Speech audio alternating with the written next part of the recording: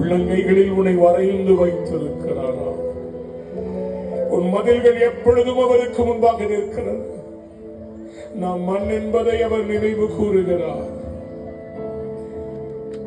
ஆண்டவர் சொல்லுகிறார், நீ என் மகள் அல்லவா, என் மகன் அல்லவா, நான் உன்னை எப்படி கைவிடுவேன்,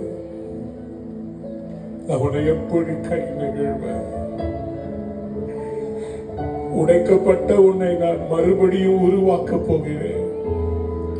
ஜூன் மாதத்திலே உன் வாழ்க்கையின் சரித்திரத்தை நான் திருத்தி எழுதப் போகிறேன். இந்த மே மாதம் நான் உன்னை சீர்படுத்த போகிற ஒரு நேரமாக இருக்க போகிறது. உனக்காக நான் தூர தேசத்திலிருந்து ஒரு நல்ல செய்தியை வர வைப்பேன். நெடுநாள் காத்திருக்குதல் இருதயத்தை இழைக்க பண்ணும். வேண்டினது வரும்போதோ ஜீவ விருட்சம் போல இருக்கும்.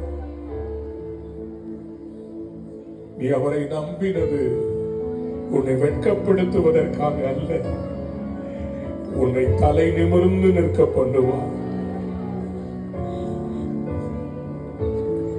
எத்தனை பேருக்கு அந்த கிருபை இன்னைக்கு வேணும்? உடைக்கப்பட்ட